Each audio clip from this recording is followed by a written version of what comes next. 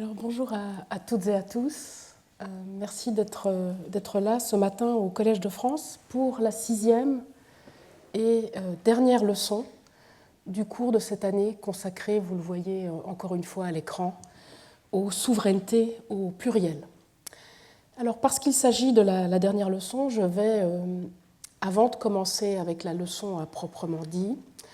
vous proposer une synthèse des acquis des dernières semaines. Alors, pour mémoire, la souveraineté, c'est l'autorité ultime à la fois d'un peuple, de ses institutions et des organes de ces institutions, de dire et d'appliquer le droit, à la fois pour ce peuple, ses institutions et les organes de ces institutions. Dans sa dimension externe, qui nous intéresse tout particulièrement en droit international, et parce que de nombreux peuples habitent cette terre, et nous en reparlerons définitivement ce matin, la souveraineté, c'est aussi l'indépendance de ces autres peuples, de leurs institutions souveraines et des organes de ces institutions, une indépendance sans laquelle l'autorité ultime de chaque peuple, de ses institutions et de ses organes ne pourrait pas être préservée. Et c'est précisément, je l'ai dit, cette dimension externe de la souveraineté comme indépendance qui fait que le principe de souveraineté et le droit international sont indissociables depuis l'origine. Je l'ai dit aussi, ils partagent une même origine, la naissance de l'État dans l'Europe moderne du XVIIe siècle et sa juridiction territorialement délimitée et souveraine. En effet, une juridiction souveraine et indépendante, c'est ce qui doit pouvoir être garanti également par un droit qui leur est commun, c'est-à-dire le droit international. Malheureusement, et comme je vous l'ai expliqué la semaine dernière et les semaines suivantes, les semaines précédentes, c'est aussi cette combinaison d'un étatisme méthodologique de la souveraineté en droit international,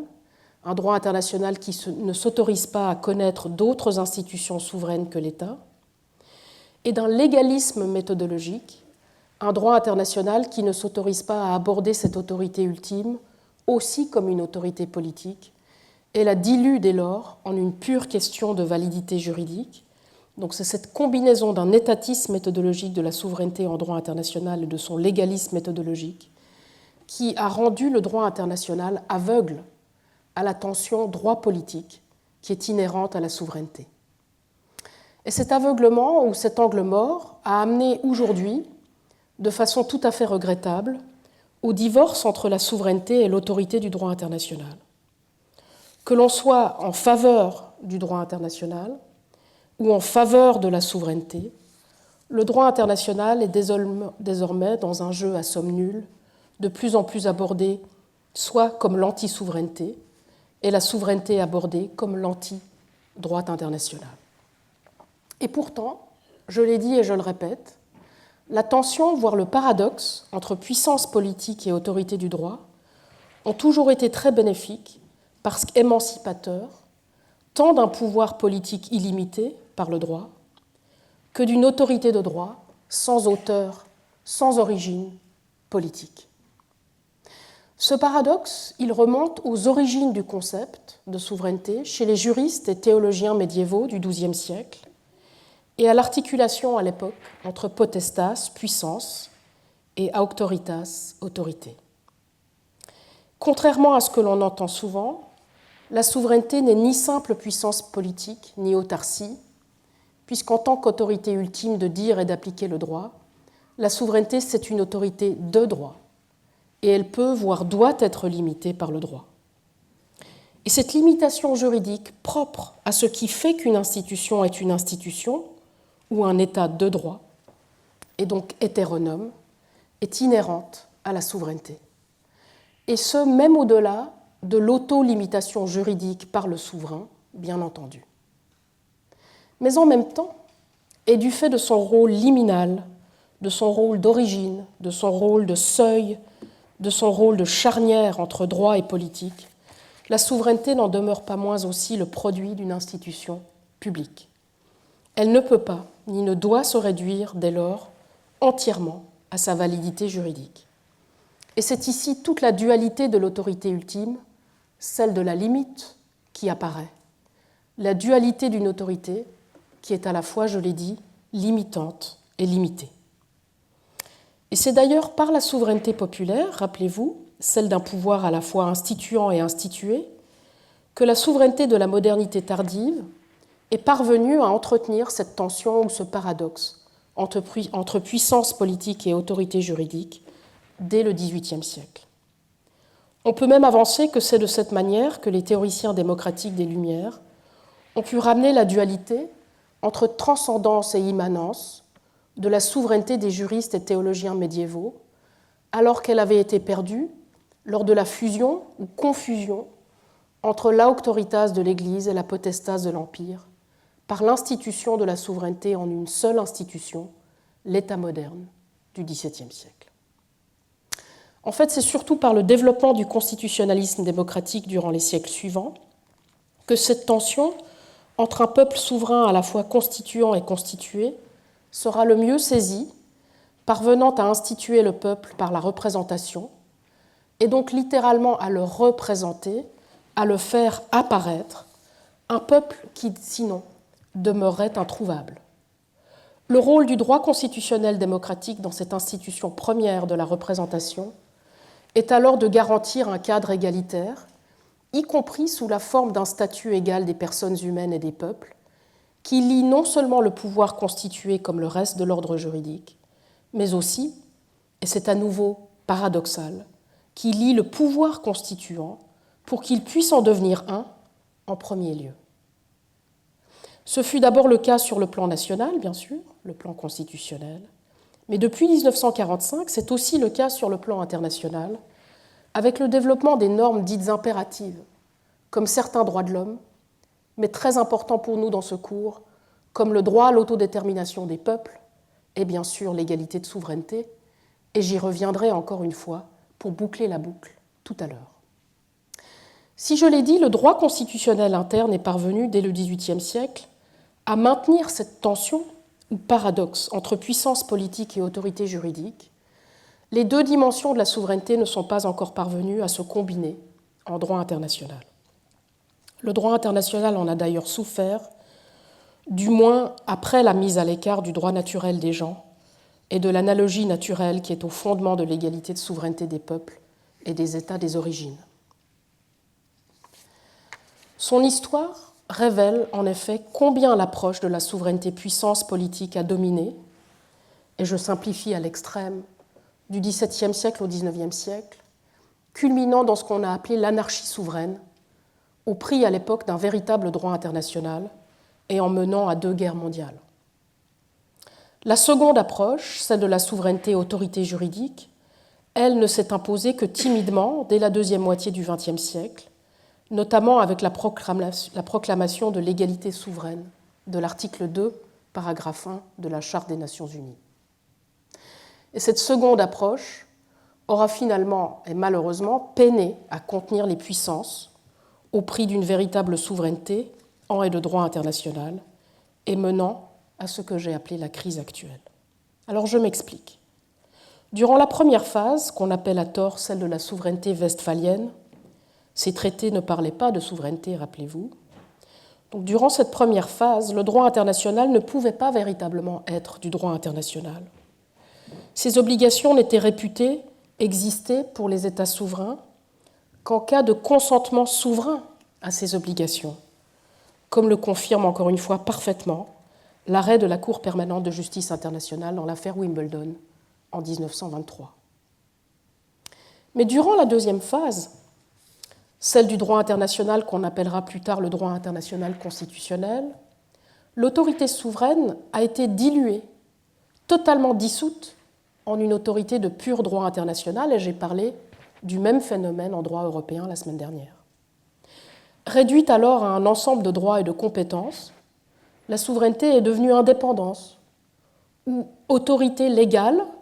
sous l'autorité du droit international, comme le préconisait parfaitement Hans Kelsen en 1944. Preuve d'ailleurs qu'aucune de ces deux approches de la souveraineté ne parvient à régler la tension ou le paradoxe de la souveraineté. Elles coexistent, aujourd'hui encore, se battent l'une avec l'autre en droit international contemporain, comme dans un palimpseste, je l'ai dit, et ce alors qu'elles sont profondément contradictoires. Et ce jeu à somme nulle entre la souveraineté et l'autorité du droit international aura malheureusement été délétère pour la légitimité du droit international. Il nourrit d'une part le retour du populisme et du souverainisme sur le plan national, et d'autre part le retour de l'anarchie entre grandes puissances, totalement désinhibées, unhinged, hors de leur charnière, comme nous disons en anglais, sur le plan international. Malheureusement, au lieu d'essayer de cultiver cette tension de la souveraineté entre droit et politique, la plupart des auteurs, y compris en droit international, choisissent aujourd'hui, je l'ai dit tout à l'heure, l'une ou l'autre dimension du paradoxe.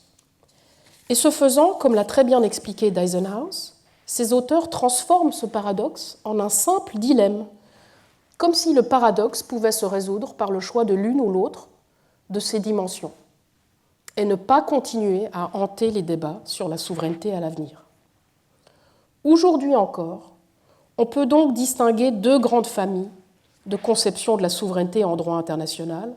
qui remontent à ces deux auteurs des années 30, Schmitt d'une part et Kelsen de l'autre. Heller se trouve au milieu, Heller l'ignorer, Heller l'oublier, qui aujourd'hui, de plus en plus, se rappelle à nous. Donc d'un côté, vous avez la famille plus politique, qui reconnaît la compétence de la compétence, ultime à la puissance politique hors de toute autorité juridique, à la Hobbes, Vattel ou précisément Schmitt. Et de l'autre côté, vous avez une famille plus juridique, qui dilue la souveraineté entièrement dans sa validité juridique et en fait une question de règles de reconnaissance ou de Grundnorm, à la Kelsen, Hart ou Lauterpacht. Rares sont ceux, je l'ai dit aujourd'hui, qui, dans une troisième famille, qui demande qu'à grandir, comme celle de Heller et aujourd'hui d'Eisenhouse, résistent encore et tentent de concilier ces deux dimensions de la souveraineté. Et précisément, en réponse à cela, pour faire enfin vivre le paradoxe de la souveraineté en droit international et notamment sa dualité entre faits politiques et normes juridiques, entre potestas et auctoritas, ce cours a proposé une théorie politique et plus précisément républicaine du droit international et notamment de la souveraineté en et de droit international. Il s'est agi en effet de développer, semaine après semaine, une théorie capable de saisir et d'expliquer la valeur politique des souverainetés instituées et réinstituées par ce droit, notamment pour lutter contre la domination des peuples, c'est ce que fait le républicanisme, et protéger ces peuples comme un parapluie contre les différentes formes de puissance publique et désormais privée qui se déchaînent et se multiplient désormais. Comme je l'ai expliqué dans la première leçon, la raison inhérente au droit international pour la dilution de la dimension politique de la souveraineté en une autorité de pur droit après 1945 tient au déni de la dimension populaire de la souveraineté, pourtant reconnue et garantie dans la tradition constitutionnelle de la souveraineté étatique en droit interne depuis le XVIIIe siècle. Il faudra attendre 1945, je l'ai dit, pour la reconnaissance de l'égalité des peuples par le préambule de la Charte des Nations Unies et surtout, vous vous souvenez, par ce très bel article 1, paragraphe 2 de la Charte. Puis sous la forme du droit à l'autodétermination des peuples au sein des deux pactes des Nations Unies de 1966. Mais par la suite, et malgré l'usage du terme « nation » dans le titre de la Charte des Nations Unies et dans le préambule de la Charte des Nations Unies, une séparation stricte, presque hermétique, y compris chez les auteurs, s'est instaurée en pratique entre la souveraineté des États d'un côté, que l'on retrouve à l'article 2.1 de la Charte, et l'autodétermination des peuples de l'autre. Et c'est précisément la poursuite de la construction de cette dimension populaire et politique de la souveraineté bien comprise en et de droit international, et de son corollaire, l'égalité de souveraineté des peuples, que j'ai proposé dans ce cours, et ce afin de faire sauter, enfin, le verrou de l'étatisme méthodologique de la souveraineté en droit international, comme celui du légalisme méthodologique, en étendant la souveraineté à d'autres institutions que les États et il en sera encore question beaucoup ce matin, et en ravivant sa dimension politique et populaire. Il s'est agi de l'égalité des peuples souverains, bien sûr, qui sont très nombreux, mais aussi de leurs multiples institutions publiques souveraines, dont les États et bien d'autres encore, sur le plan infranational, les villes, les cantons, national, les institutions des peuples autochtones, par exemple, de leurs institutions publiques co-souveraines sur le plan international, par exemple les organisations internationales régionales, et de leurs multiples organes et représentants publics, législatifs, exécutifs, judiciaires, tant nationaux, infranationaux qu'internationaux. Et c'est cette pluralité et cette égalité des souverainetés qui a valu au très beau dessin de Plantu de se faire affubler, rappelez-vous, d'un S que je me suis permise de rajouter. Toutes les implications de cette égalité de souveraineté populaire n'ont pas encore été bien saisies dans l'ordre institutionnel international depuis la décolonisation. En fait, bien comprises et bien contextualisées, comme j'ai proposé semaine après semaine de le faire, ces souverainetés au pluriel pourraient constituer un ressort fictif pour un nouveau chapitre, non seulement plus égalitaire, mais aussi, et nous y venons, plus habitable dans l'histoire de l'organisation juridique des peuples du monde. Et ma méthode, vous le savez désormais, aura été interprétative. C'est ma thèse, en effet, dans ce cours, que chacun des problèmes soi-disant posés par la souveraineté en droit international contemporain pourrait et devrait être réglé depuis cette souveraineté et de l'intérieur du droit international, une fois ce dernier bien interprété, plutôt que soit contre la souveraineté, soit contre le droit international, comme c'est le cas actuellement. Et précisément, semaine après semaine, sur chacune de ces questions, je vous ai proposé de nouvelles interprétations du droit international que la popularité et l'égalité des souverainetés pourraient fonder. Dans la deuxième leçon, j'ai défendu, en me fondant sur l'égalité de souveraineté, une conception relative et partagée des souverainetés des peuples et de leurs institutions qui permettent de justifier une conception à la fois pluraliste de l'autorité co-souveraine du droit international et de ses institutions et coopérative de la juridiction individuelle des États. La troisième leçon m'a amené à proposer une conception non propriétaire et surtout politique de la territorialité de souveraineté des peuples, en expliquant comment les souverainetés des peuples et de leur territoire s'instituent et se réinstituent ensemble en droit international, et ce même parfois, et je le dirai encore ce matin, de manière multiple, au travers de confédérations ou d'organisations régionales. Dans la quatrième leçon, j'ai défendu la co-originalité entre l'égalité et la solidarité de souveraineté des peuples et de leurs institutions, et les obligations de coopération que cette solidarité fonde, ainsi que la répartition équitable qu'elle justifie, en contrepoids à l'égalité dans et devant le droit international. Enfin, dans la cinquième leçon, vos souvenirs sont peut-être plus frais, j'ai expliqué comment le droit de l'Union européenne a dilué la souveraineté en une question de validité juridique dans la droite ligne kelsenienne, et j'ai proposé une réinstitution confédérale des souverainetés des peuples et États européens afin de cadrer juridiquement l'émergence, désormais, d'une nouvelle souveraineté de l'Union européenne qui, si nous n'y prenons pas garde,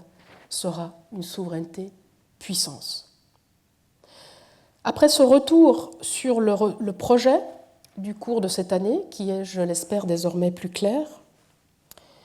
et cette synthèse finale de ces acquis, il est temps, pour finir, de passer au thème de cette dernière leçon.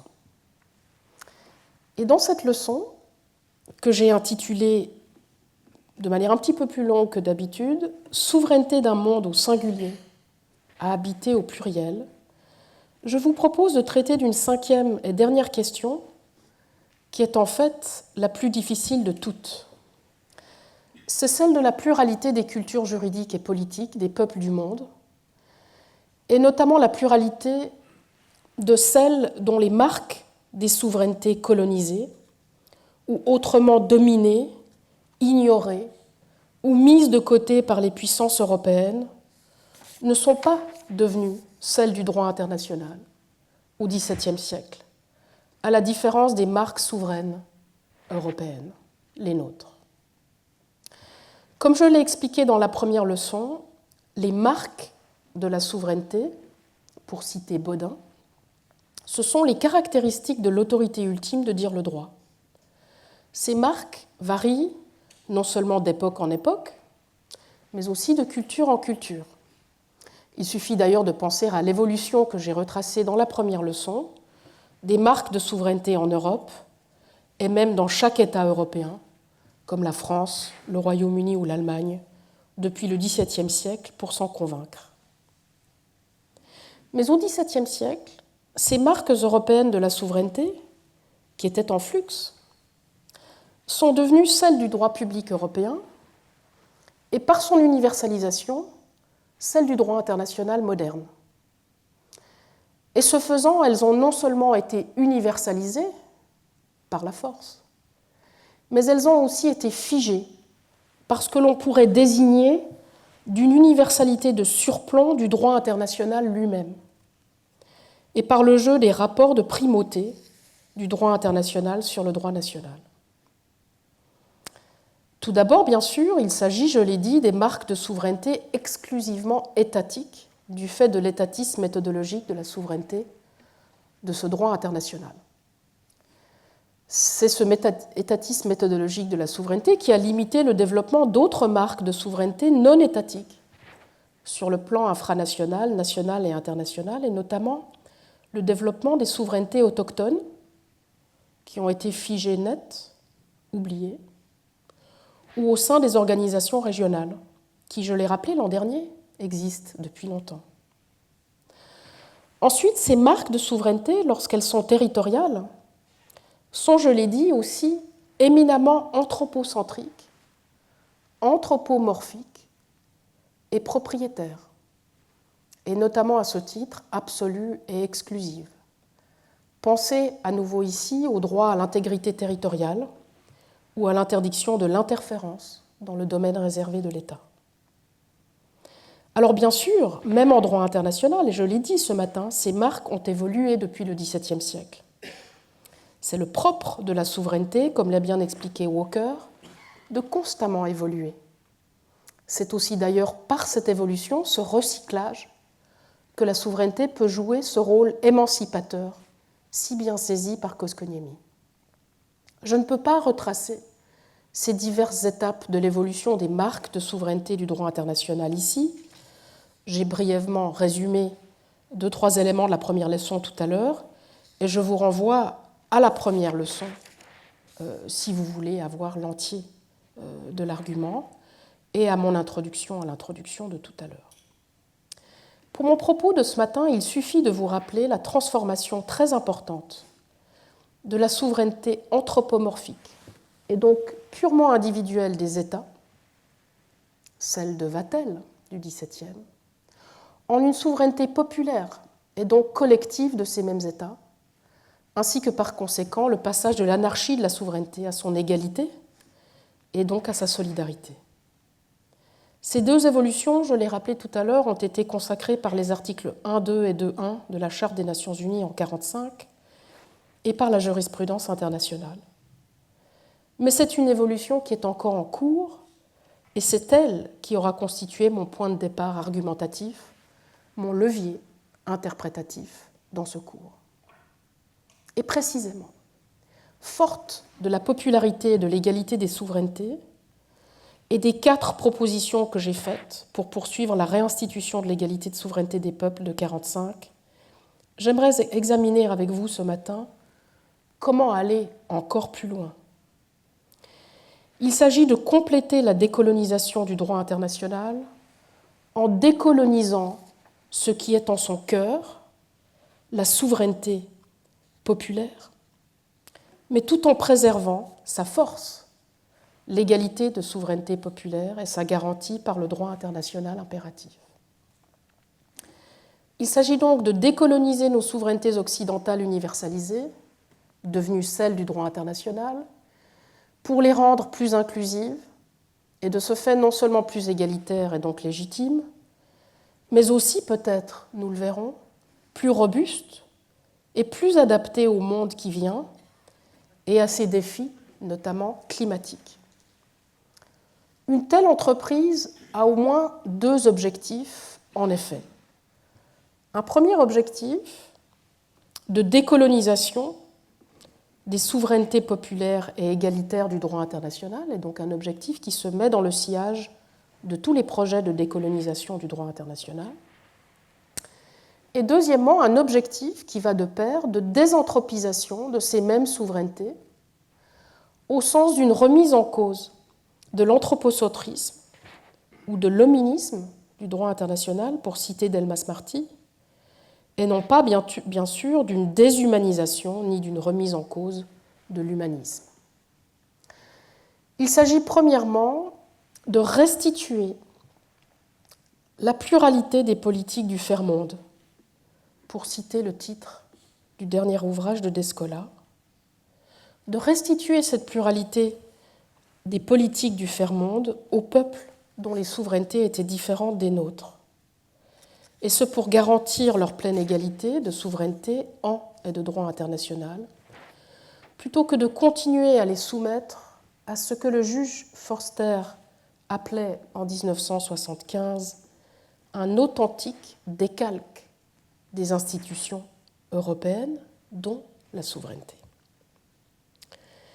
Mais contrairement aux anthropologues, qui peuvent se permettre de cultiver la relativité totale des cultures, nous autres juristes internationalistes sommes contraints par une exigence d'universalité minimale. Comme au XVIIe siècle, en effet, ce n'est qu'à condition de pouvoir partager un monde ou un ordre international minimal des souverainetés,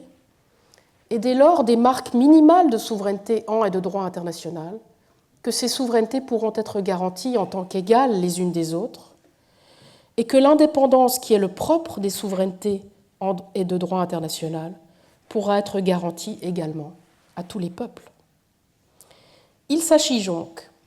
d'envisager la possibilité d'un droit international minimal et commun des souverainetés plurales, en repartant du droit international existant et en le reconstruisant ensemble pour les faire coexister de manière égalitaire. D'où le titre de cette leçon, Un monde au singulier, à habiter au pluriel, par l'institution de souveraineté au pluriel, par un droit international au singulier. Vaste programme. Alors les obstacles sont nombreux,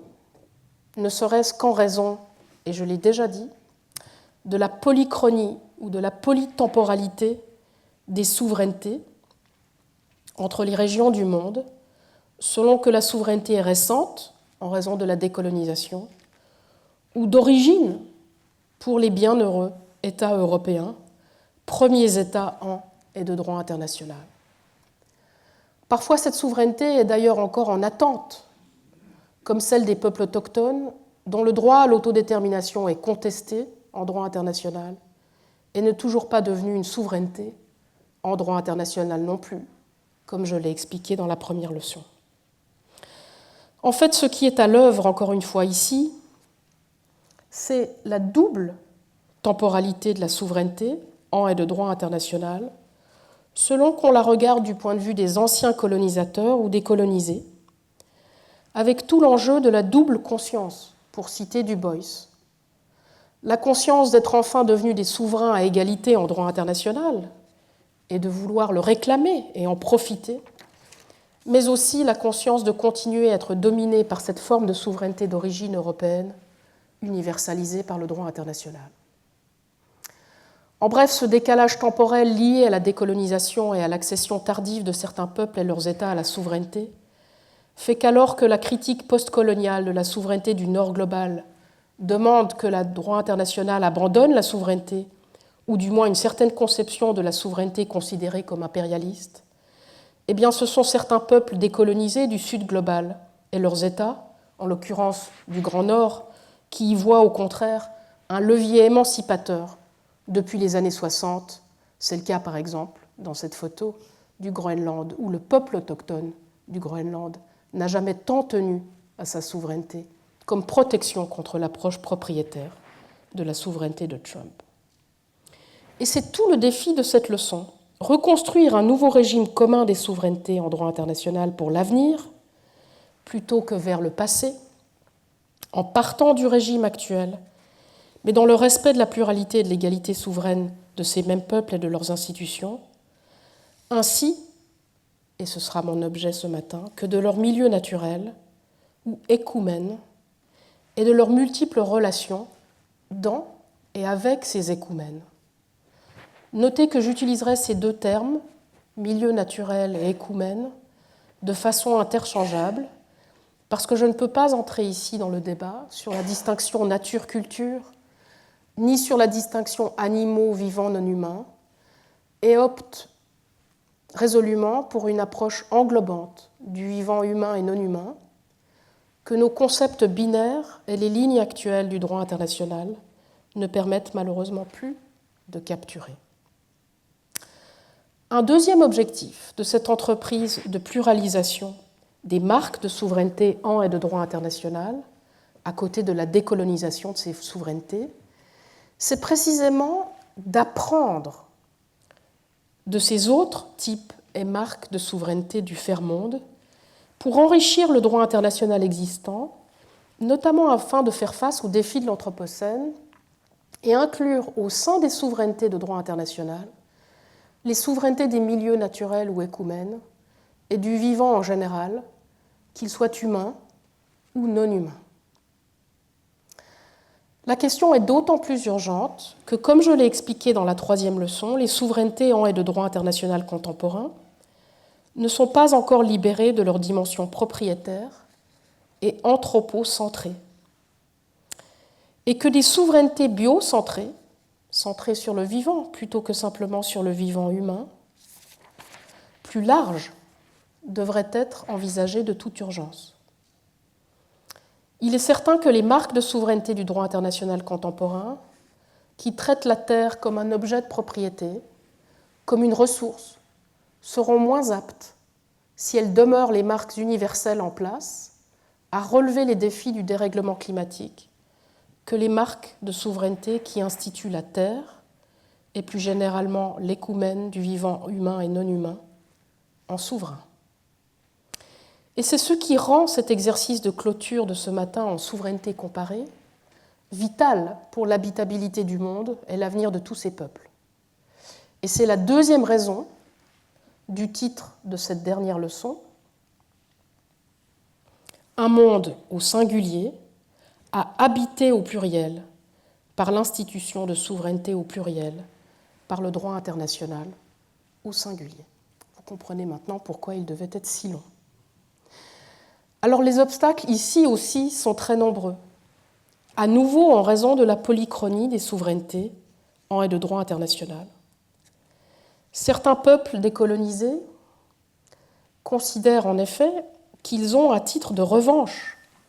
le droit d'exploiter leurs ressources naturelles,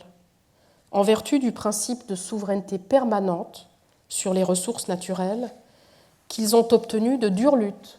au moment de la décolonisation. Vous avez ici ce principe à l'écran. Et ce, alors que certains peuples et États du souverain du Nord global ne considèrent plus la souveraineté propriétaire comme une forme légitime de souveraineté pour des raisons environnementales. Et en fait, ici, c'est une deuxième forme de double conscience qui apparaît, de l'autre côté cette fois-ci, et de la part des anciens États colonisateurs et de leurs peuples. Ils s'intéressent aux marques de souveraineté des autres peuples quand ils en ont besoin pour faire face au dérèglement climatique, tout en réalisant, bien sûr, qu'il s'agit là potentiellement d'une nouvelle forme d'exploitation, en l'occurrence une exploitation des savoirs politiques et juridiques dans leur propre intérêt, encore une fois. Il me semble pourtant, et ce sera mon argument, que la popularité et l'égalité de la souveraineté en droit international permettent de relever ces deux difficultés posées par la double temporalité est la double conscience de la souveraineté, et ce à la fois pour sa décolonisation et sa désanthropisation. En effet, premièrement, la popularité et l'égalité des souverainetés requièrent que la décolonisation des souverainetés et de droit international se fasse de manière égalitaire et dès lors par un processus démocratique au sein duquel tous les peuples et leurs institutions peuvent participer à égalité. Et quand on leur demande, ce sont précisément les peuples décolonisés et autochtones qui sont les plus fervents soutiens aujourd'hui de cette lecture populaire, égalitaire et surtout démocratique du principe de souveraineté, pour lutter avec nous de l'intérieur contre les nombreuses inégalités souveraines et l'héritage colonialiste, impérialiste que le droit international entretient aujourd'hui encore. Pour ces peuples décolonisés, et la littérature en est pleine, la souveraineté a une dimension politique claire. Elle signifie bien davantage que pour nous qu'une autorité égale et l'indépendance sous l'autorité du droit international. Quant à la deuxième difficulté, celle de la double conscience en ce qui concerne la désanthropisation des souverainetés, l'interprétation populaire et égalitaire que j'ai défendue semaine après semaine permet aussi, à mon avis, d'en faire façon, notamment en évitant tant l'anthropocentrisme, bien sûr, que l'anthropomorphisme des souverainetés biocentrées qui les compléteront. En effet, en interprétant la souveraineté des institutions, dont celle des États, par référence au peuple dont c'est la souveraineté, il est possible de dépasser l'anthropomorphisme de l'État et de sa souveraineté, et donc sa tendance originelle à l'individualisme. Par définition, en effet, la souveraineté populaire, rappelez-vous, est une souveraineté relationnelle qui aborde l'autorité ultime de chaque peuple par référence au rapport collectif entre membres de ce peuple, les citoyens, et entre peuples. Par ailleurs, comme je l'ai expliqué dans la première leçon par référence à Walker, la souveraineté, une fois popularisée, s'est transformée d'une autorité ultime de la limite, une clé de voûte, pour devenir aussi une autorité ultime de l'origine. Et c'est cette double dimension à la fois relationnelle et originelle de la souveraineté populaire en droit international qui explique, comme j'en ai fait l'argument il y a 3 semaines, que les peuples ne puissent plus être considérés comme instituants et institués en dehors du milieu avec lesquels ils ont des relations, y compris avec les autres membres du vivant non humain qui se trouvent dans ce milieu, et surtout en dehors d'un milieu naturel dont ils sont originaires. Et donc c'est cette origine de la souveraineté populaire que nous allons essayer de retrouver ce matin. Ces deux réponses populaires et égalitaires à la difficulté de la double conscience en ce qui concerne tant la décolonisation que la désanthropisation des souverainetés en droit international se retrouveront respectivement dans les arguments de ma deuxième et troisième partie ce matin. Mon argument sera en effet articulé en 3 parties, vous le voyez à l'écran. Dans la première partie, j'expliquerai en détail pourquoi il faut décoloniser la souveraineté de l'intérieur et ce qu'on peut espérer de cet exercice.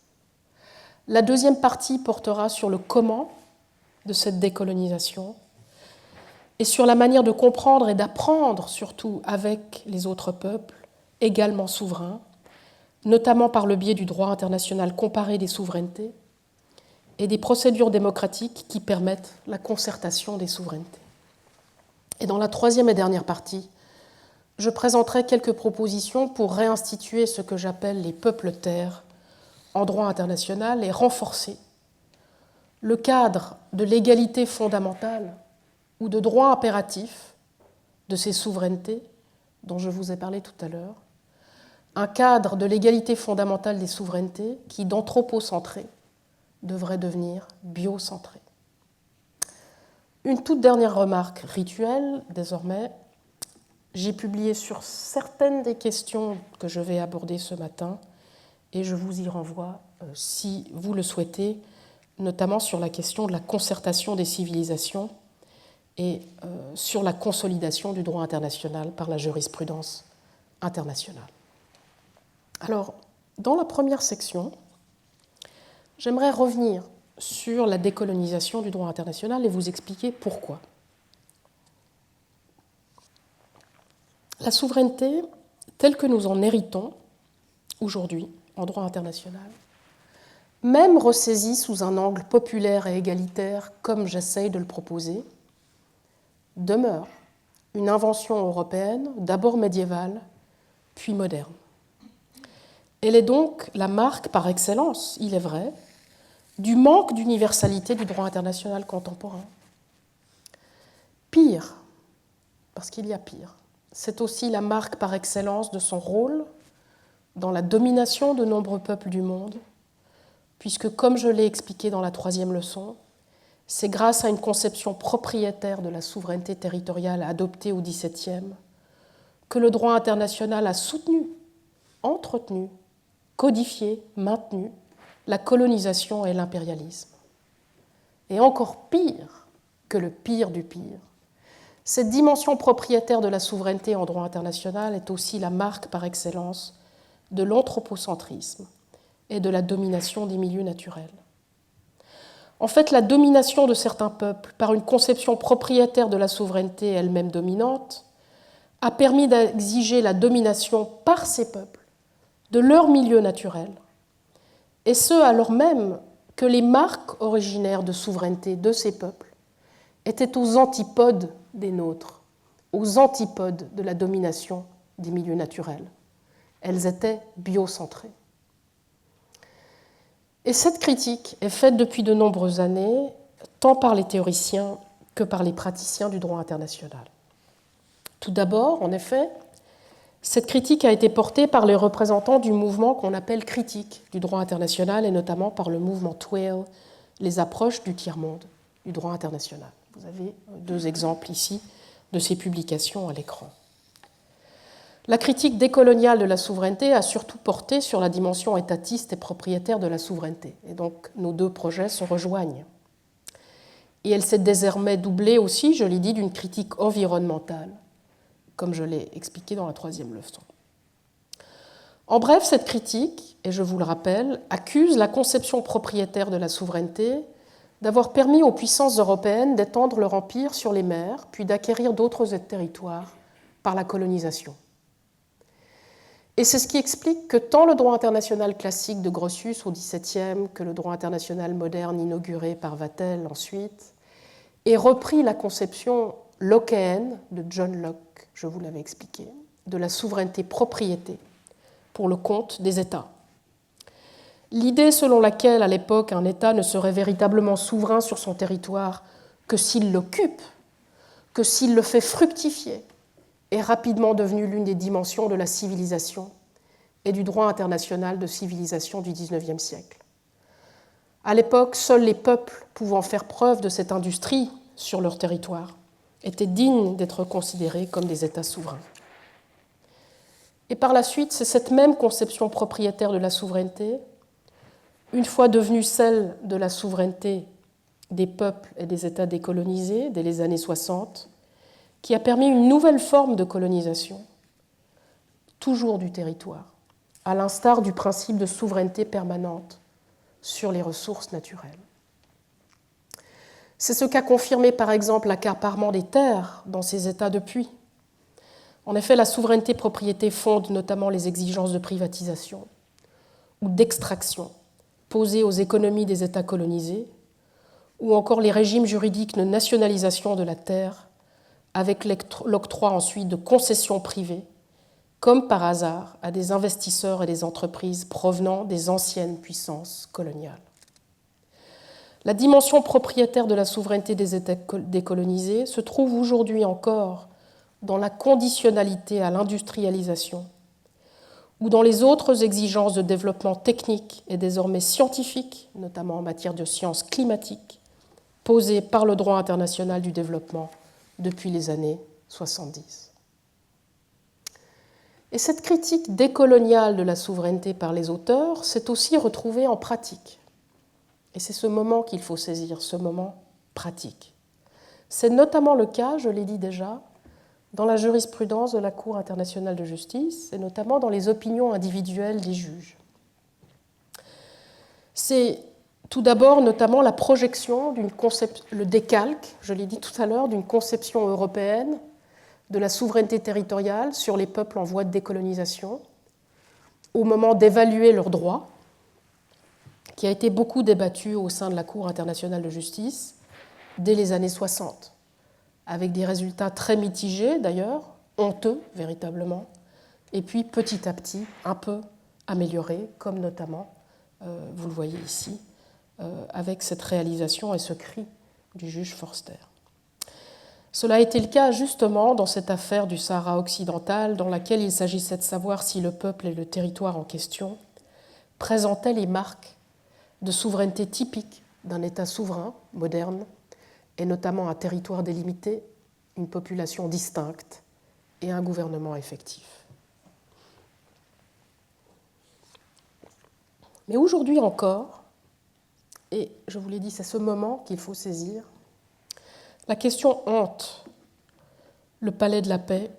de la Cour internationale de justice à La Haye et hante notamment les juges du Sud qui siègent à la Cour. Ils sont divisés sur la question de savoir s'il faut ou non continuer à faire référence aux marques territoriales de la souveraineté en et de droit international au vu de l'histoire coloniale de ces marques. Et vous avez ici deux extraits d'opinions individuelles dans l'affaire Gabon contre Guinée équatoriale, le juge Youssouf d'abord et puis le juge Tladi ensuite. Leur désaccord porte notamment sur les principes de l'outil possidetis et de l'effectivité de l'occupation à l'instar de la prescription acquisitive à des fins d'établissement du titre de souveraineté territoriale. Alors que certains juges, comme le juge Youssouf, considèrent qu'il faudrait abandonner ces principes et marques de souveraineté pour décoloniser une fois pour toutes le droit international, d'autres, comme le juge l'a dit, considèrent qu'il faudrait abandonner ces principes et marques de souveraineté, considèrent que ces principes et marques de souveraineté doivent au contraire être préservés malgré leurs origines honteuses pour éviter le chaos sur le continent africain. Comme je l'ai expliqué en introduction, il me semble qu'il existe une troisième voie, une voie très étroite certainement, mais qu'il vaut la peine d'explorer, entre le status quo du juge Tladi et l'abandon pur et simple des marques contemporaines de la souveraineté en et de droit international du juge Youssouf.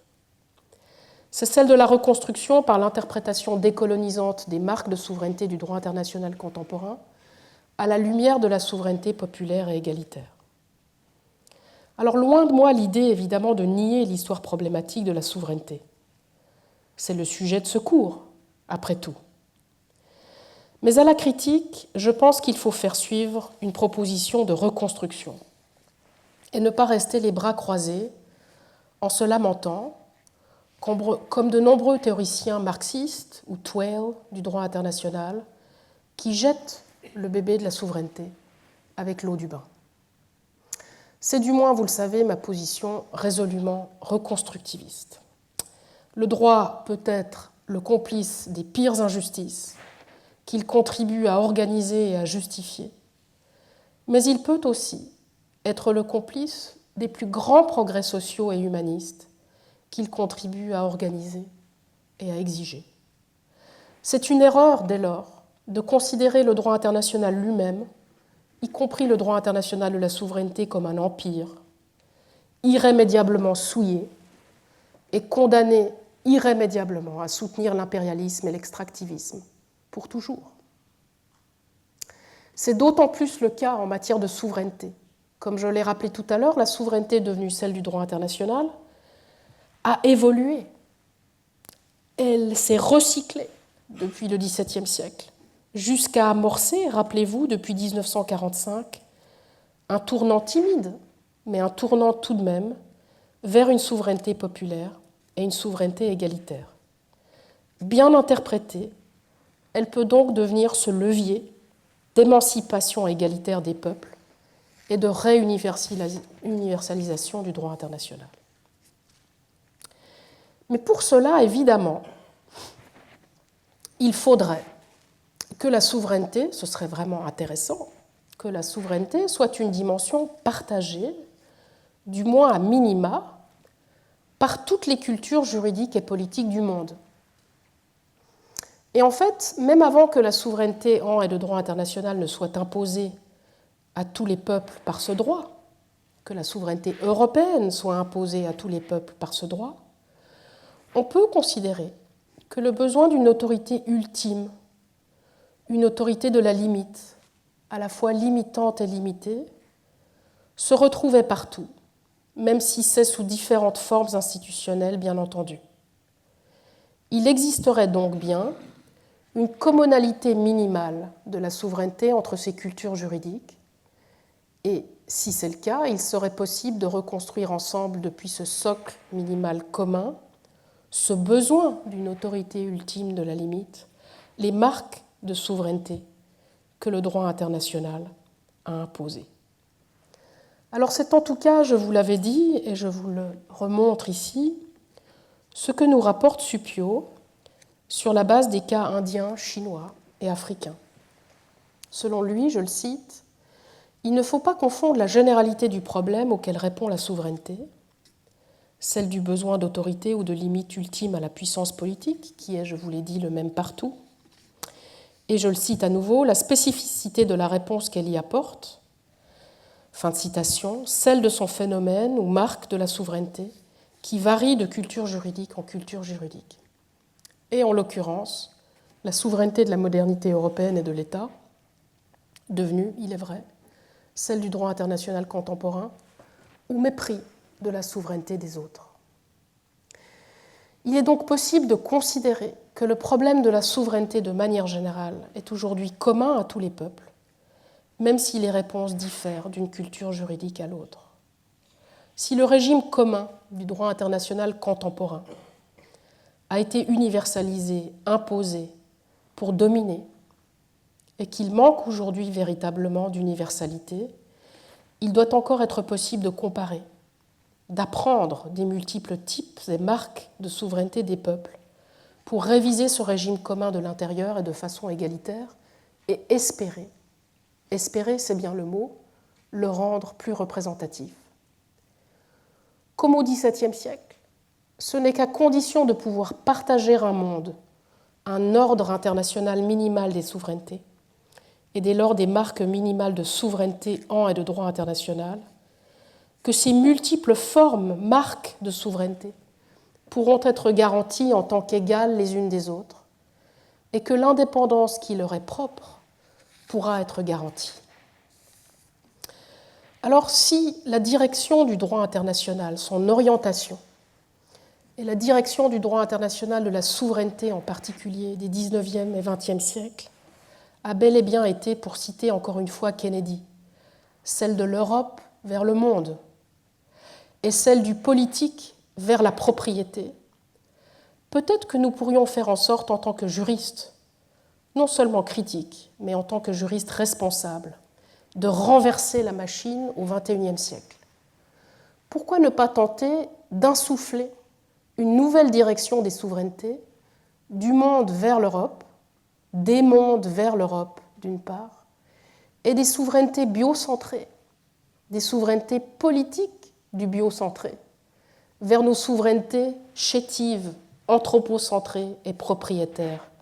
d'autre part. C'est bien le sens et le second degré de l'image que j'ai choisi pour illustrer le programme de cette année, ce tableau qui s'appelle Espérance, l'espérance de cette femme blanche qui prend bien trop de place sur une planète qu'elle écrase de tout son poids et au sujet de laquelle elle se lamente, peut-être en se culpabilisant. Et pourtant, cette femme espère encore. Il lui reste une corde à sa harpe. Cette corde de la souveraineté est une corde occidentale, elle le sait, elle ne s'en cache pas, mais c'est la seule dont elle sache jouer, peut-être d'ailleurs, nous allons le voir, pour jouer enfin une mélodie en concert avec les autres. Alors dans cette deuxième partie de la leçon, j'aimerais précisément me tourner vers le comment de la décolonisation des souverainetés et leur désanthropisation en droit international. Une manière de ce faire serait d'avoir recours au droit international comparé des souverainetés et à des procédures démocratiques qui permettraient cette comparaison et peut-être, qui sait, un jour, une concertation, je m'expliquerai sur ce terme, des souverainetés dans un droit international à venir. En effet, respecter, consacrer, admirer l'égalité de souveraineté des peuples et par extension de leur culture juridique et politique en droit international, n'interdit pas du tout de distinguer leurs différences, ni de comparer sur l'une ou sur l'autre question leurs forces et leurs faiblesses. Leur solidarité co-originaire, je l'ai dit dans la 4e leçon, avec l'égalité de souveraineté des peuples, justifie même, à mon avis, de favoriser leur apprentissage mutuel, notamment pour faire face à des problèmes communs, comme le dérèglement climatique. À l'heure de l'Anthropocène, il est certain que les marques de souveraineté anthropocentrée du droit international contemporain, qui traite la Terre comme un vulgaire objet de propriété et une ressource, seront moins aptes à relever les défis du dérèglement climatique que les marques de souveraineté biocentrée qui instituent la Terre et qui instituent plus généralement l'écoumène du vivant humain et non humain en souverain. Il est donc urgent pour nous, les comparatistes, de développer un tour du monde des souverainetés et de leurs marques. Alors un tel projet dépasse malheureusement les possibilités de ce cours, mais j'y reviendrai peut-être à mon retour au collège dans quelques années, et il dépasse d'ailleurs mes capacités de seule chercheuse. J'aimerais cependant en esquisser ce matin les contours méthodologiques avant de faire quelques propositions dans la prochaine section. De manière générale, le projet défendu ici de décolonisation des marques de souveraineté en droit international participe, je l'ai dit, au retour en droit international de projets qu'on appelle des projets de droit international contemporain. Comparé. Je dis retour parce que c'est quelque chose que nous faisions il y a longtemps. Vico, par exemple, était un grand comparatiste du droit international. C'est quelque chose qui était très présent durant la guerre froide, mais aujourd'hui, le droit international contemporain revient. J'aimerais donc commencer par dire quelques mots sur la manière de rendre les méthodes du droit international contemporain légitimes du point de vue de la popularité et de l'égalité des souverainetés en et de droit international. Il est clair, en effet, pour moi, et je renvoie ici aux travaux très intéressants de Michaels, que le droit international comparé lui-même doit être décolonisé, au risque sinon de ne pas parvenir à décoloniser les souverainetés en droit international. Alors, comme je l'ai expliqué dans mon cours de l'an dernier, deux fondamentalismes guettent la réponse du droit international au défi de la décolonisation des souverainetés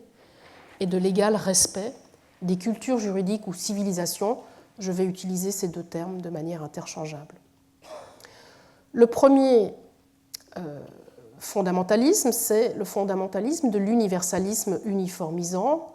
et la négation des civilisations aux cultures juridiques qu'il induit. Le deuxième, celui des anthropologues dont je vous ai parlé tout à l'heure, c'est un relativisme culturel qui peut se retrouver dans certaines démarches de droit comparé et son essentialisation des civilisations qui rend leur conflit inéluctable. Et trouver un chemin entre ces deux écueils, tout en respectant la pluralité morale, culturelle et par conséquent juridique qui doit caractériser le contenu du droit international universel contemporain, n'est bien sûr pas facile. Il vaut mieux parler d'un travail de réuniversalisation pluraliste du droit international. Travailler à ces réuniversalisations, comme je le propose, devrait permettre de sauver ce qui en fait l'intérêt, la garantie universelle d'une égalité des peuples souverains, tout en corrigeant ses faiblesses. Ce travail de réuniversalisation pluraliste du droit international doit passer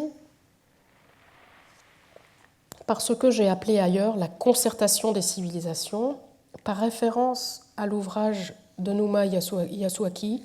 la concertation transcivilisationnelle.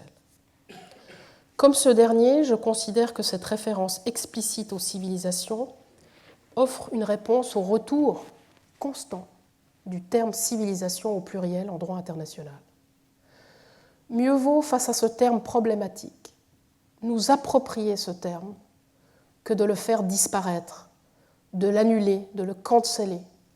au risque de dissimuler encore une fois les origines civilisatrices du droit international et d'attiser très régulièrement de nouvelles formes de résistance civilisationnelle au droit international. Mais contrairement à ce que certains pourraient craindre, cette approche de concertation des civilisations n'implique pas d'épouser une idée naïve d'unité et de paix, soit à retrouver, soit à établir entre civilisations. Au contraire, la concertation des civilisations se réalise tant dans la contestation que dans l'harmonie, comme la double étymologie du terme concerté le révèle, selon que l'on parle italien ou français.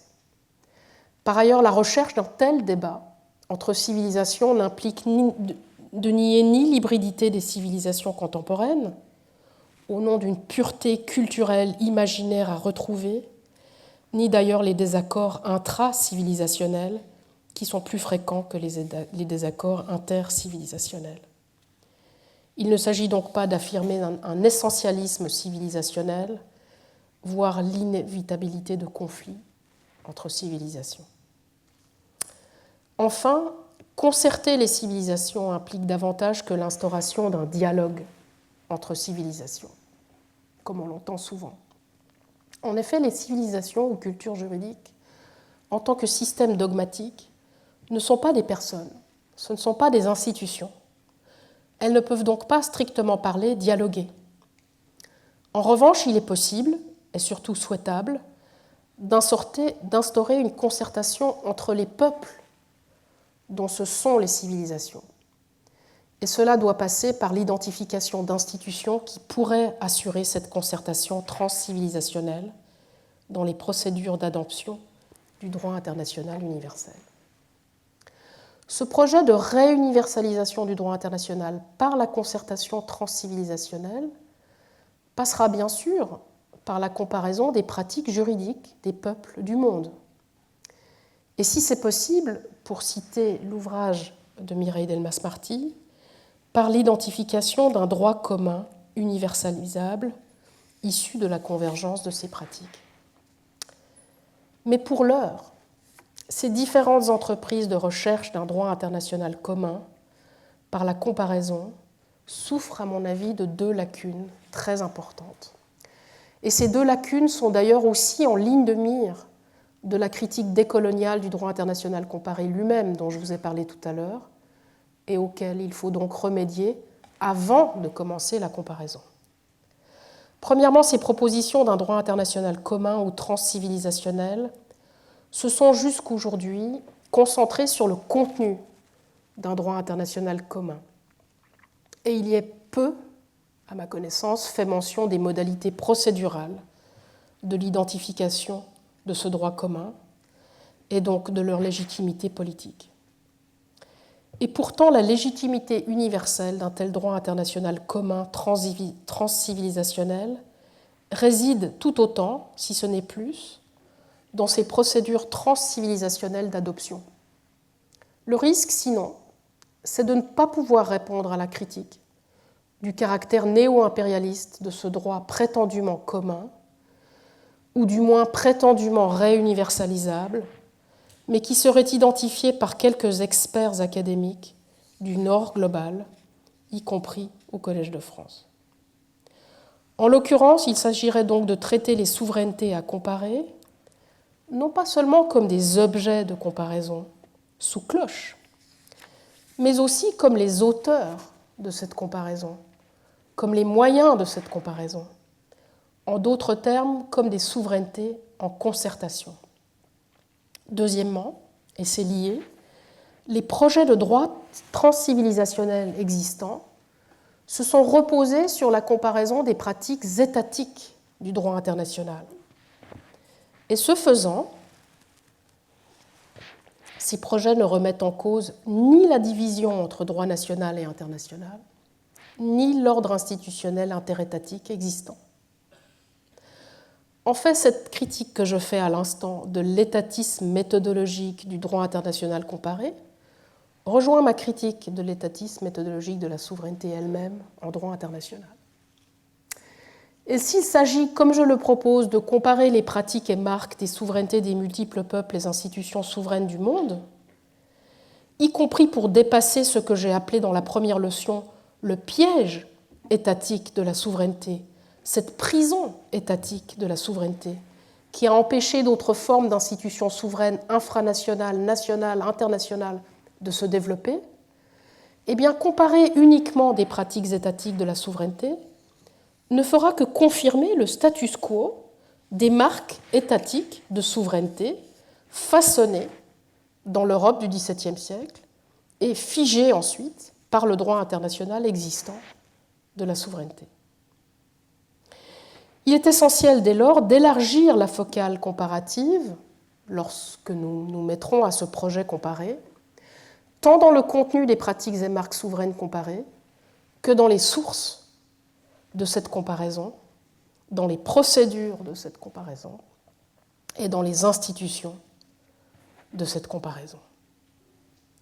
La méthode retenue pour la comparaison puis la concertation des souverainetés en droit international, désormais clarifiée, je peux en venir maintenant au projet de comparaison et concertation envisagé beaucoup plus concrètement. Comme je l'ai dit précédemment, le projet d'un tour du monde des marques de souveraineté dépasse malheureusement les possibilités de ce cours. Je le reprendrai peut-être dans quelques années, mais surtout dépasse fondamentalement mes capacités de seule chercheuse. J'ai les yeux bandés, je l'ai dit tout à l'heure, et plus qu'une seule corde à ma harpe, donc il faut faire ce que l'on peut faire et pas plus. Je pense qu'il faudrait un, voire plusieurs colloques pour ce faire. Mais dans tous les cas, il ne faut pas être naïf. Beaucoup des marques de souveraineté des peuples anciennement colonisés, des peuples autochtones, ou des peuples simplement dominés ou ignorés ou laissés de côté, ont disparu. Et elles ne sont pas si simples à réactiver. Alors l'anthropologie, bien sûr, est de bon secours. Et je pense ici à l'ouvrage de Liberski sur la souveraineté de la terre des peuples voltaïques.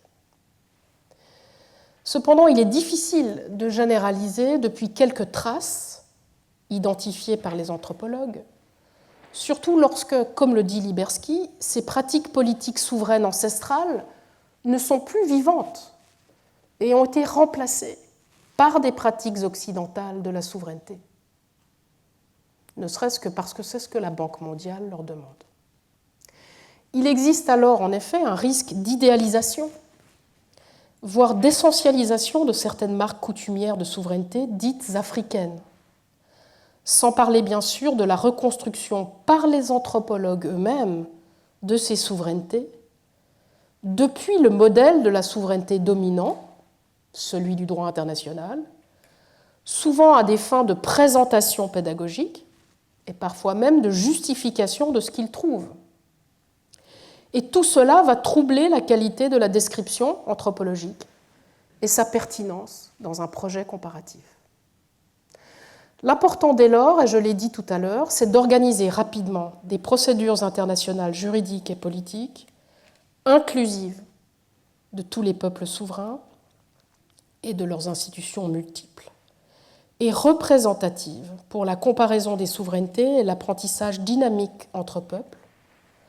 et surtout ensuite pour la reconstruction à égalité des marques souveraines en droit international. Dans tous les cas, et c'est à cela que j'aimerais consacrer la troisième partie de la leçon, il me semble qu'il est possible d'accompagner ce travail de comparaison, d'apprentissage et de concertation égalitaire des souverainetés en droit international lorsqu'il aura lieu, par un travail plus normatif, c'est celui que je peux faire, de réinterprétation et de reconstruction de ces souverainetés de l'intérieur, comme je l'ai fait dans chacune des leçons précédentes, mais cette fois-ci de manière à les rendre plus biocentrées. En fait, contrairement à ce que l'on pourrait penser à première vue, ces deux démarches, comparatives d'une part et normatives de l'autre, ne sont pas contradictoires. Elles sont bien complémentaires, en ce que, je l'ai dit, les souverainetés en et de droit international ont déjà évolué, évoluent encore dans leur interprétation, grâce à ce nouveau levier populaire et égalitaire qui est le leur. En retraçant, comme j'ai essayé de le faire, la généalogie de ces souverainetés de droit international depuis le XIIe siècle, et en comprenant mieux d'où elles viennent, nous pouvons influencer où ces souverainetés en et de droit international pourraient, voire devraient aller. Et c'est dans cette démarche de décentrement, de selfie occidental, comme l'appelle Musso, à la suite de Ballandier. Donc c'est dans cette démarche de décentrement, de selfie occidental, qu'offre le droit international comparé des souverainetés, que nous pourrons renforcer encore d'autant ce travail de réinterprétation généalogique que je vais vous proposer. Alors précisément, j'y viens dans cette troisième partie. J'aimerais vous proposer quelques propositions normatives pour réinstituer les peuples terres en droit international et surtout pour renforcer de manière totalement cohérente, vous le verrez avec ce qui existe, le cadre de l'égalité fondamentale ou de droit impératif des souverainetés pour le rendre non seulement anthropocentré, ce qu'il est, mais biocentré. Comme je l'ai expliqué en introduction, l'interprétation populaire et égalitaire que j'ai défendue semaine après semaine permettrait, je pense, de remédier à l'anthropocentrisme des souverainetés en le complétant par des souverainetés biocentrées sans tomber dans l'anthropomorphisme politique dont souffrent aujourd'hui nos institutions. En interprétant la souveraineté des institutions dont les États par référence au peuple dont c'est la souveraineté, c'est le projet du cours, il est possible de dépasser l'anthropomorphisme de l'État et de sa souveraineté et sa tendance à l'individualisme au détriment de la solidarité co-originaire de l'égalité de souveraineté des peuples. Et ce pour deux raisons. Tout d'abord, la souveraineté populaire est une souveraineté relationnelle. Donc quand vous associez souveraineté de l'État et souveraineté populaire, vous ouvrez l'État, vous ouvrez la boîte et vous réalisez qu'il y a un peuple fait de quoi? De relations. Et cette souveraineté relationnelle populaire permet d'aborder l'autorité ultime de chaque peuple par référence au rapport collectif entre membres de ce peuple, les citoyens, et entre peuples, la solidarité entre peuples de la quatrième leçon. Deuxièmement, comme je l'ai expliqué dans la première leçon, la souveraineté, une fois populaire, une fois rendue populaire, une fois popularisée, pour citer Sommeck, cette popularité s'est transformée dès le XVIIIe au niveau interne, et il faut le faire sur le plan international, s'est transformée d'une autorité ultime de la limite en une autorité ultime de l'origine. C'est d'ailleurs le sens du terme auctoritas, l'une des deux dimensions de la souveraineté européenne depuis l'origine, rappelez-vous, pour désigner ce qui littéralement émerge. En l'occurrence, le peuple, constituant et constitué, instituant et institué, émergent et émergé, un peuple qui est à la fois auteur et autorité. Et c'est cette double dimension, à la fois relationnelle et originelle de la souveraineté populaire en et de droit international, qui explique que les peuples ne puissent plus être considérés comme instituants et institués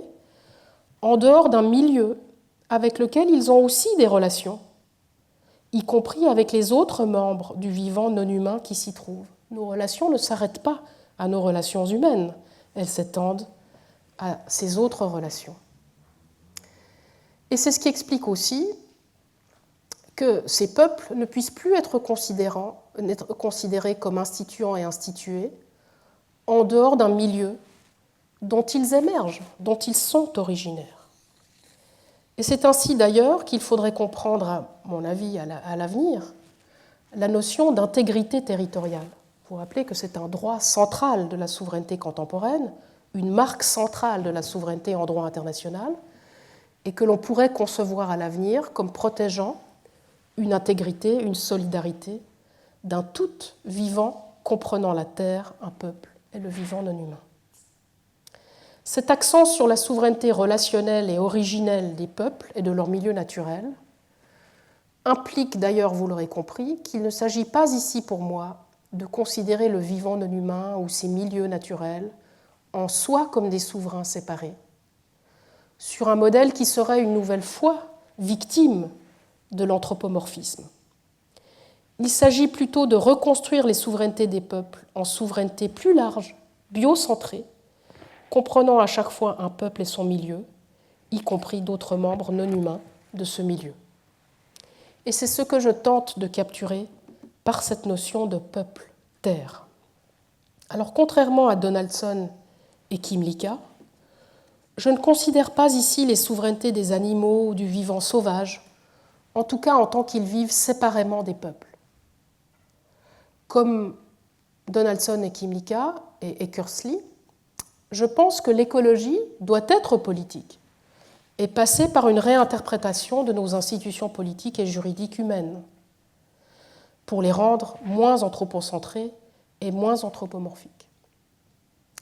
Et c'est d'ailleurs dans cette approche politique et souveraine du milieu et donc du territoire que va résider ma réponse à la critique décoloniale en tant qu'elle est post-anthropocentrée de la souveraineté. La conception proposée de la souveraineté pourrait en effet permettre de sortir de l'approche purement instrumentale du territoire en tant qu'objet distinct et comme ressource des peuples, en révélant sa dimension sociale et relationnelle, et même politique. Alors pour mémoire, dans la conception républicaine de la souveraineté qui est la mienne et qui est fondée sur la non-domination, la souveraineté territoriale, la souveraineté sur un territoire, ne peut pas être elle-même une forme de domination, ni sur un peuple, ni sur la terre, ni sur le vivant en général. Il est essentiel dès lors de la distinguer de la forme du dominium ou du domaine à laquelle le droit international moderne à la suite de Vattel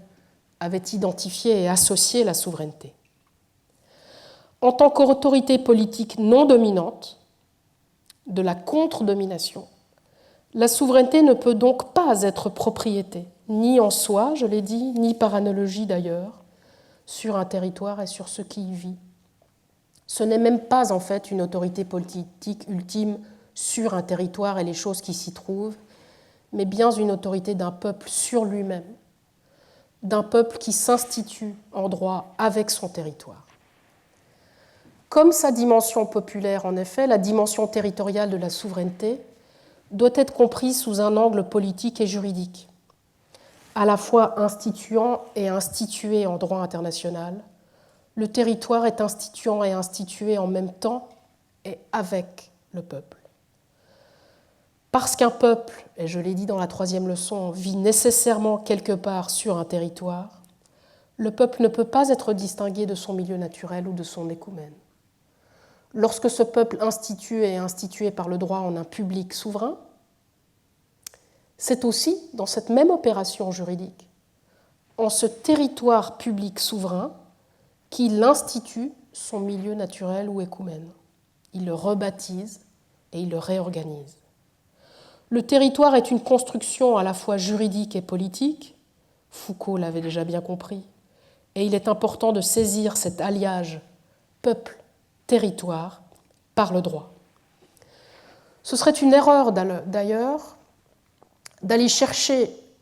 comme le font aujourd'hui beaucoup d'internationalistes, et c'est parce que le droit international se trompe et le demande, d'aller chercher l'identité d'un peuple dans un territoire pré-institutionnel, comme à l'inverse, je l'ai dit, ce serait une erreur d'aller chercher un territoire dans un peuple pré-institutionnel. Peuple et territoire s'instituent ensemble, mutuellement et en même temps. Et on retrouve ici, avec délice, le paradoxe de la souveraineté et la tension entre puissance politique et autorité de droit, cette tension entre fait et norme dont j'ai beaucoup parlé dans ce cours. Pensez par exemple à l'exigence d'occupation effective d'un territoire par un peuple qui invoque son droit à l'autodétermination. Les amateurs vont reconnaître ici une question sur laquelle nous nous arrachons les cheveux, puisque c'est une condition qui est posée par le droit international pour qu'un peuple puisse être considéré comme un peuple. Mais cette exigence d'occupation effective d'un territoire pré-institutionnel par un peuple reflète cette même ambivalence descriptive et normative de la souveraineté située entre faits politiques et normes juridiques. Et c'est ce qui explique d'ailleurs que cette exigence d'occupation effective par un peuple oscille dans la pratique entre un caractère déclaratoire et un caractère constitutif en droit international, comme la fameuse reconnaissance des États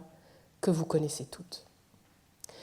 Mais ce serait aussi une erreur d'ailleurs d'aller chercher une réponse à ce que sont un peuple et son territoire, uniquement en droit international. Comme d'ailleurs d'aller chercher cette réponse uniquement en dehors du droit international. Par exemple, d'aller la chercher dans la Bible, en géographie, en sciences ou en anthropologie. Les constitutionnalistes du XVIIIe siècle l'avaient bien compris, avec le souverain populaire à la fois constituant et constitué, et ce fameux peuple introuvable, avant qu'il ait été constitué, et même là rétroactivement seulement. À ce peuple introuvable, j'ai proposé dans la troisième leçon d'adjoindre un territoire introuvable, du moins avant son institution par le droit. Et il me semble d'ailleurs que cette conception politique et notamment populaire du territoire qui s'autodétermine et s'institue en même temps que son peuple souverain est bien supérieure aux autres conceptions philosophiques qui sont en discussion aujourd'hui en théorie politique sur les rapports entre la souveraineté et le territoire. La première conception qui a grand succès est la conception propriétaire, soit de la souveraineté de l'État lui-même, soit dans une veine plus qu'ancienne des droits d'occupation territoriale pré-institutionnels et donc pré-souverains du peuple à instituer ensuite en État souverain. Mais cette conception souffre, je l'ai dit, de la conception propriétaire, ou du moins de l'analogie propriétaire de la souveraineté, je n'y reviens pas. Même dans sa version populaire,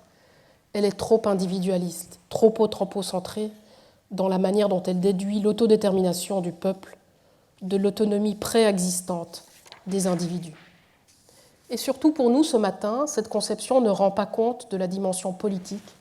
tant du peuple que de son territoire, par l'institution souveraine de la puissance politique, par le droit. La deuxième conception philosophique en discussion aujourd'hui des rapports entre la souveraineté et le territoire est beaucoup plus instrumentale, donc elle dérange moins. Elle considère que la dimension territoriale de la souveraineté octroie aux institutions souveraines une stabilité qui permet ensuite d'assurer la paix, la justice, de protéger les droits de l'homme. Et même si cette conception purement instrumentale, qui ne mange pas de pain, est tout à fait compatible avec celle que je vous propose, elle ne va pas, à mon avis, au fond de la relation politique entre un peuple et son territoire. Surtout, elle permettrait à une institution politique territoriale non démocratique, qui ne serait pas fondée sur la souveraineté populaire, de prétendre à la souveraineté territoriale. Enfin, cette deuxième conception instrumentalise le vivant non humain et met la souveraineté territoriale au service d'une vision anthropocentrique de la paix et de la justice pour les hommes. Alors il reste, même dans la conception que je vous propose, de nombreuses questions à régler, et j'ai déjà traité dans la troisième leçon de la réinstitution des mêmes peuples sur plusieurs terres, ou sur la même terre, et de plusieurs terres pour un même peuple, et cette possibilité se transposerait donc très bien, à mon avis, aux vivants non humains et à ces liens qu'on sait multiterritoriaux, parce qu'après tout, les oiseaux volent et les poissons nagent. J'ai aussi parlé dans la quatrième leçon de la solidarité, non seulement entre peuples, mais aussi entre territoires. Le partage d'un écoumène, et donc potentiellement du même monde, à réinstituer par le droit international, ouvre donc la perspective de nouvelles souverainetés, en et de droit international, encore plus solidaires que celles pour lesquelles je vous ai présenté un argument. Il s'agit maintenant de déterminer comment procéder juridiquement à la réinstitution des souverainetés populaires et égalitaires en souveraineté plus biocentrée, en souveraineté des peuples-terres. Et pour cela, je propose de revenir aux deux piliers personnels et populaires, donc personne humaine et peuple, de la réinstitution égalitaire de la Charte des Nations Unies, dont je vous ai déjà parlé et que j'aime beaucoup. 1945 et la Charte des Nations Unies, c'est ce moment absolument unique de réinstitution d'une part de la personne humaine en tant que titulaire de droits de l'homme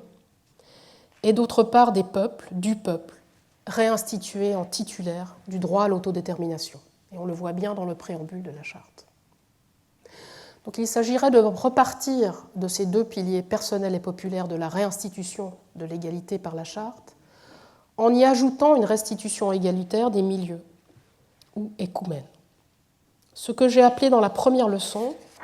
le cadre constitutionnel fondamental, ou que d'autres appelleraient le cadre impératif de l'égalité de souveraineté en et de droit international, serait donc enrichi d'une nouvelle dimension plus englobante de l'autorité de la limite ou de l'origine,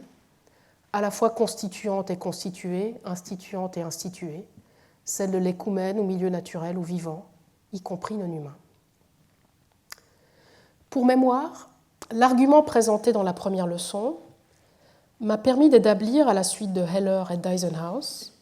que l'égalité de souveraineté n'est pas une question qui échappe à l'ordre juridique international et devrait être imposée de l'extérieur,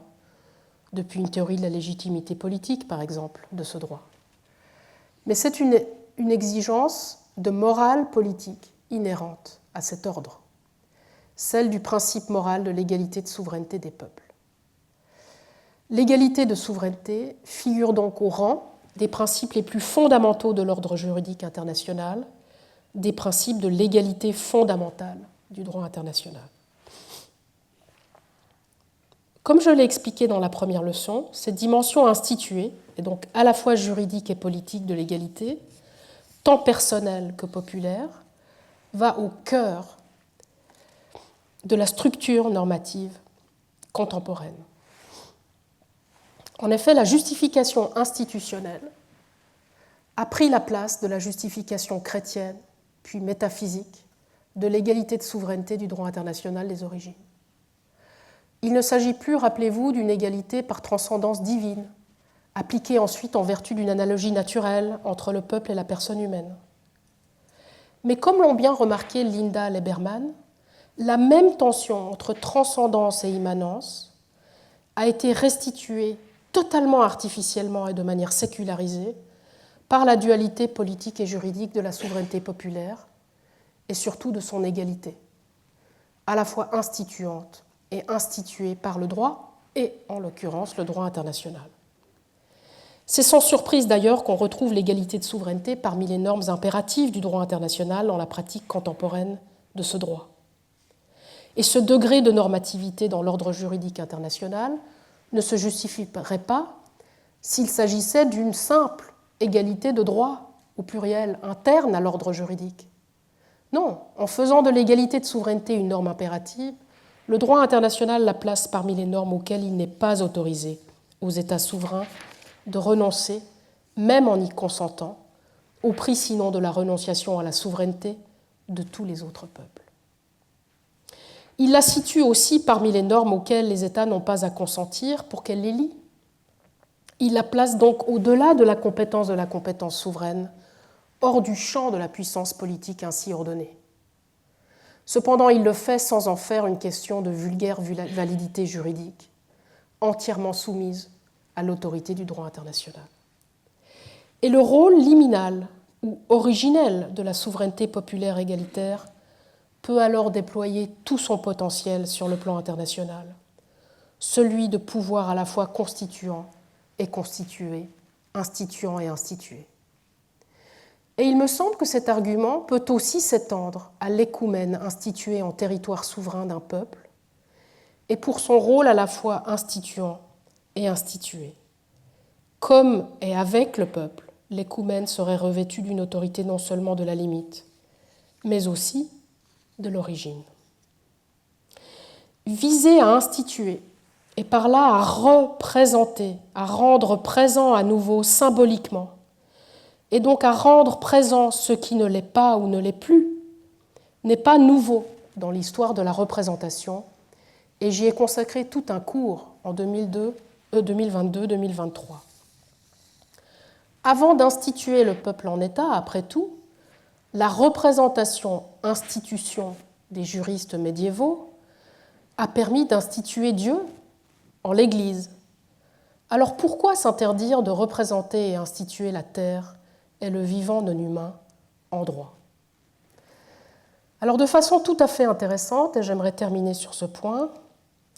cet argument normatif pour les souverainetés des peuples terres en et de droit international, qui est un argument, vous l'avez vu, généalogique, fondé sur une réinterprétation interne du levier populaire de l'égalité des souverainetés, fait écho à ce que l'anthropologie politique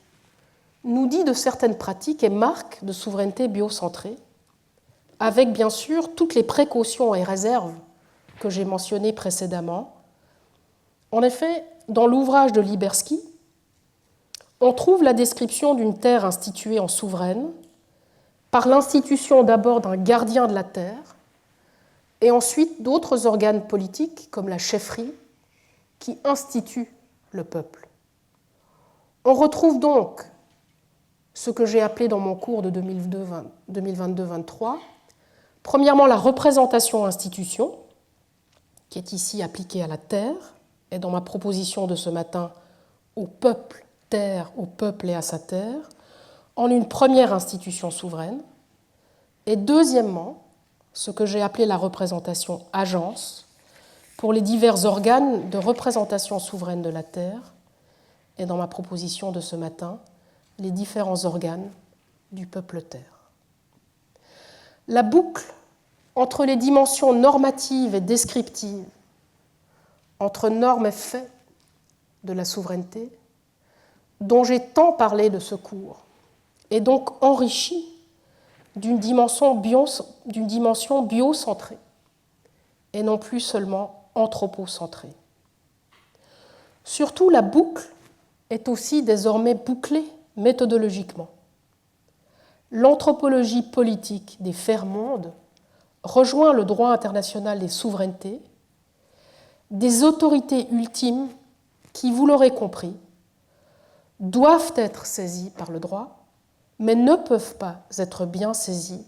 seulement par le droit. Alors, comme je vous l'avais annoncé dans la première leçon, il n'y aura pas de cours l'an prochain, car je serai déchargée.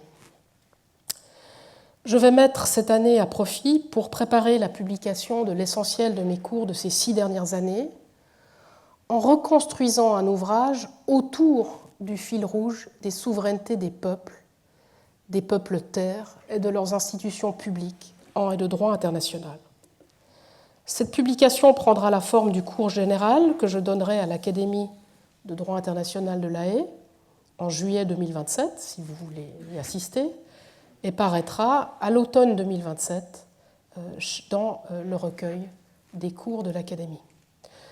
Je vous remercie beaucoup de votre attention depuis 6 ans pour certains et certaines d'entre vous, toujours assidue et bienveillante. Je vous souhaite un excellent appétit, avec ou sans chou-fleur, et je vous dis à dans 2 ans. Merci.